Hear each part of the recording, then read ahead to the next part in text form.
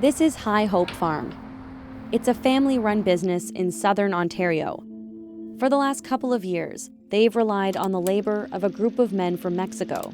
We hope that we treat them really well. For us, anybody that works on our farm, you just become a member of the family. That's just kind of how it is, whether you like it or not. But this year, the COVID-19 pandemic pushed the Bibb family to make a difficult decision to keep the workers at home.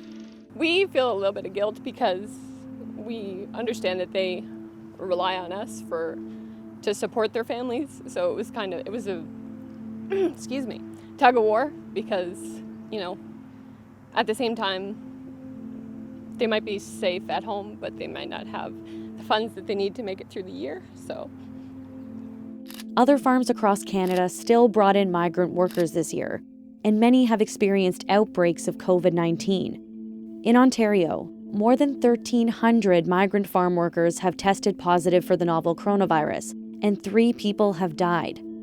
All of us couldn't bear the thought of if that happened to somebody who's got little kids and a wife at home, and they were coming here for us. Sorry. Advocates say the pandemic has led to a crisis for seasonal migrant farm workers, arguing many have been susceptible to the virus because of their treatment when they arrive in Canada. Advocates claim the migrants are served minimal food while in quarantine, and they also question their living conditions. This is allegedly where some of them sleep, multiple people to a room, with the beds separated by pieces of cardboard. An advocate says a worker took this video at Double Diamond, an Ontario farm, which we called and emailed for response but have yet to hear back. To compare sleeping quarters, these are the rooms for migrants working at High Hope Farm. Farmers have also allegedly been telling their workers they can't leave the property. There's no employer who is allowed to tell a worker, migrant worker or not, your employer does not have the right to tell you, you can't leave your home, you can't leave the workplace, you are, held hostage, basically. There's no legal authority for an employer to do that. In July, Erica Safala and Jesus Molina say they were fired from a farm in British Columbia after they brought in 2 visitors. These were representatives of a migrant workers' rights group. One of the advocates says the workers had cleared the visit with their supervisor. But days later, they were dismissed and sent back to Mexico. Pues me dio mucha tristeza porque pues estábamos haciendo las cosas bien y estábamos trabajando bien.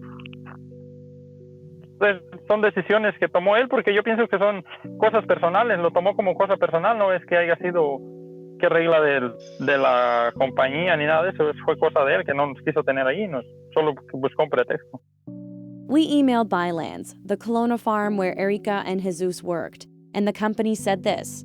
It discontinued these individuals' employment following multiple instances where they did not adhere to workplace policies, and that the dismissal was due to multiple infractions, following orientation on workplace policies and warnings about leaving the premises and having visitors on site.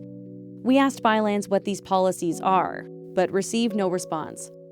Nunca nos dijo eso que no estaba permitido recibir visitas. Migrant workers have been pushing the federal government for permanent status in Canada, which they say will give them more rights and protections.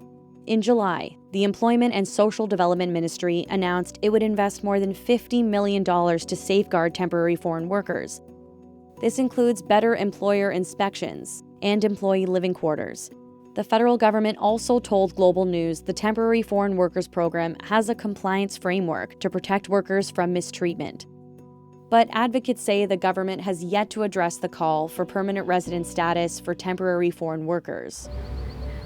In place of seasonal migrant staff, the Bibb family has hired local students to do some farm work, and they're filling a void that the Bibbs are feeling this year.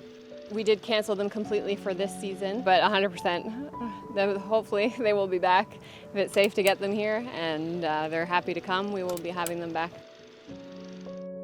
Thanks for watching Global News. If you want to stay up to date on the latest breaking national and international news, be sure to subscribe to our channel.